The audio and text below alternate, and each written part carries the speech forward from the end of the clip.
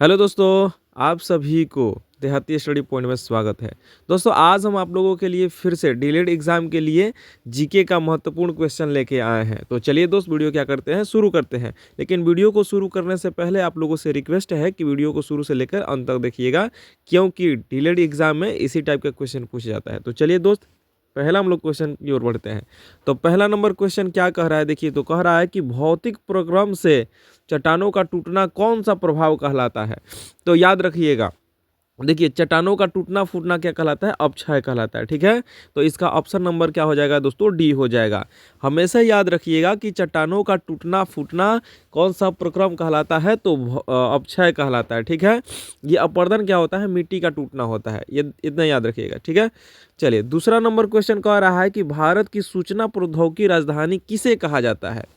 Option A में दिया है पुणे, ऑप्शन बी में दिया है चेन्नई, ऑप्शन सी में दिया है बेंगलुरु और ऑप्शन डी में आपको दिया है हैदराबाद। तो भारत का जो है ना सूचना प्रौद्योगिकी जो राजधानी है ना, बेंगलुरु कहा जाता है। और याद रखिएगा, बेंगलुरु को जो है सिलिकॉन वैली के नाम से जाना जाता है। तीसरा नंबर क्वेश्चन देखिए, कह रहा है कि मालगुडी डेज के लेखक कौन है। देखिए, मालगुडी डेज जो है ना एक पुस्तक है, और इसके रचयिता कौन है, इसका ऑप्शन दिया है आर के नारायण, बी नंबर है के आर नारायण, सी है आर के नारायणन और डी नंबर है आर के लक्ष्मण। तो सभी ऑप्शन जो है ना एक ही टाइप में दिख रहा है। ये ऐसे क्या होता है ना, ऐसे जब क्वेश्चन आता है ना तो बच्चे बहुत कंफ्यूज हो जाते हैं। तो याद रखिएगा, इसका जो मालगुडी डेज के जो लेखक है वो है के आर नारायण है। इतना हो गया। चलिए हम लोग क्या करते हैं, आगे बढ़ते हैं। आगे बढ़ते हैं, अब देखते हैं, आगे आते हैं। अगला नंबर क्वेश्चन क्या कह रहा है, कह रहा है कि संभाजी के पश्चात किसने मराठा साम्राज्य का बागडोर संभाली। यानी कहने का मतलब हो गया कि संभाजी के पश्चात किसने मराठा राज्य की बागडोर संभाली।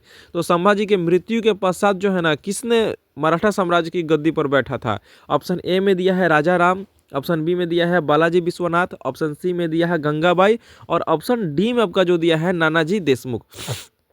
तो याद रखिएगा, संभाजी के मरने के पश्चात जो है ना राजा राम जो है ना मराठा साम्राज्य के गद्दी पर बैठे। और मराठा साम्राज्य का जो संस्थापक थे ना वह शिवाजी महाराज थे, छत्रपति शिवाजी महाराज थे, याद रखिएगा। चलिए इतना क्लियर हुआ। अब आगे हम लोग देखते हैं, कहा जा रहा है अगला क्वेश्चन कि भारत में श्वेत क्रांति के जनक किसे माना जाता है। एक होता है हरित क्रांति, श्वेत क्रांति, पीली क्रांति, नीली क्रांति। ठीक है, तो याद रखिएगा, इसका जो है ना भारत में श्वेत क्रांति के जो जनक है ना डॉक्टर बीजी कुरियन है। कौन है दोस्तों, ऑप्शन ए इसका राइट ऑप्शन हो जाएगा, डॉक्टर बीजी कुरियन।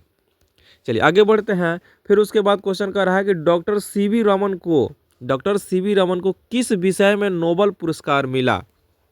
किस विषय में नोबेल पुरस्कार मिला। इसका ऑप्शन दिया है ए साहित्य में, ऑप्शन बी दिया है औषधि विज्ञान में और ऑप्शन सी दिया है भौतिकी में और ऑप्शन डी दिया है रसायन शास्त्र में। तो देखिए, डॉक्टर सीवी रमन जो थे ना एक बहुत बड़े साइंटिस्ट थे। ठीक है, डॉक्टर सीवी रमन क्या थे, बहुत बड़े साइंटिस्ट थे। तो याद रखिएगा, साइंस में ही इसको क्या किया जाता है कि नोबेल पुरस्कार दिया गया था। तो किस में, तो याद रखिएगा भौतिकी में क्या हुआ था, इसको नोबेल पुरस्कार मिला था। चलिए आगे बढ़ते हैं।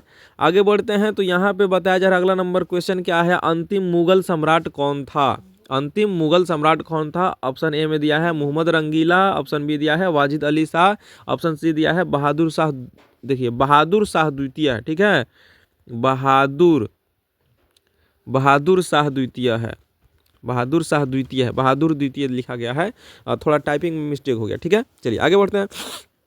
ऑप्शन डी जो दिया है आपका औरंगजेब दिया है, तो इसमें का राइट ऑप्शन क्या हो जाएगा, तो याद रखिएगा मुगल साम्राज्य का अंतिम जो सम्राट थे ना वह बहादुर शाह द्वितीय थे।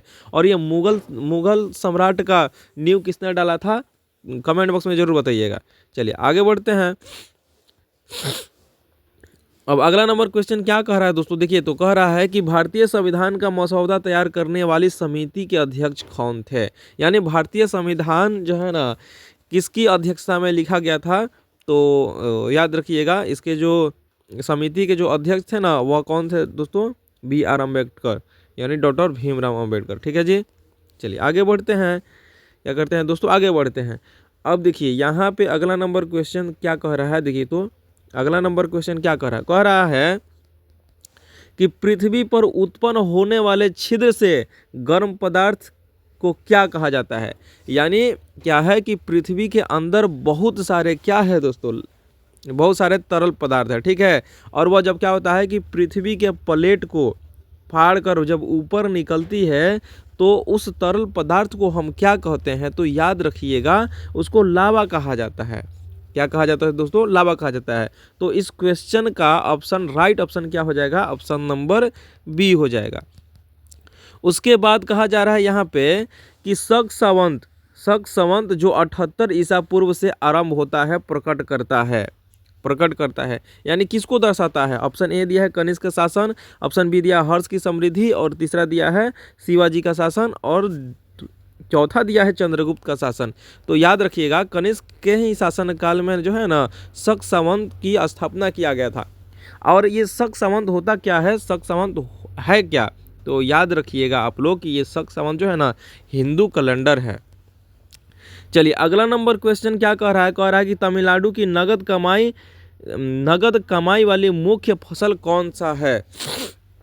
तमिलनाडु की नगद कमाई यानी कहने का मतलब हो गया कि वैसा फसल जिसको हम क्या करते हैं व्यापार के रूप में ही लगाते हैं, तो उसी को हम लोग बोलते हैं नगदी फसल।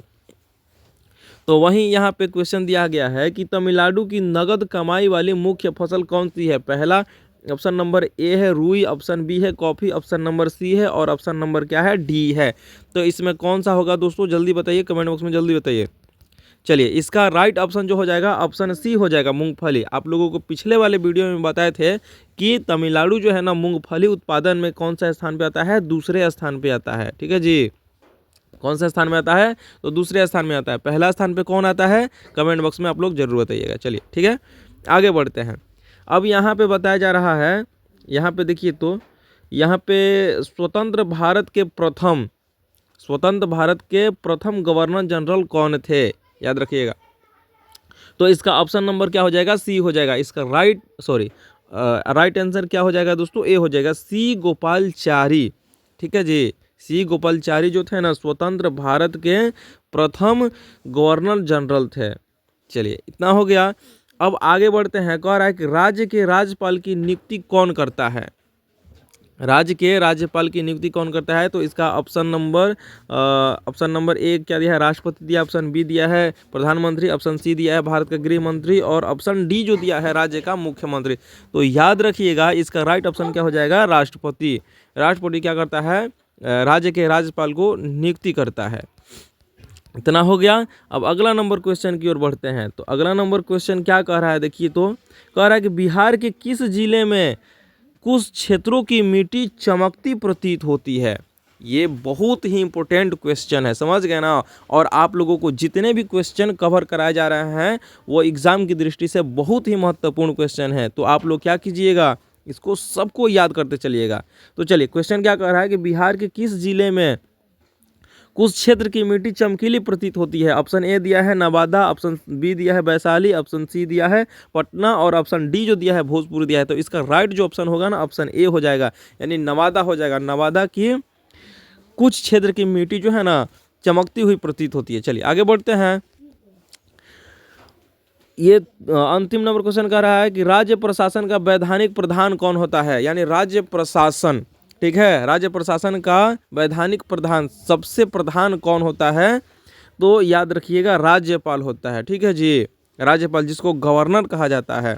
तो ये हो गया राज्यपाल हो गया। राज्यपाल सबसे बड़ा पद पे आते हैं राज्य के, और उसके बाद होता है मुख्यमंत्री, उसके बाद और भी मंत्री होते हैं।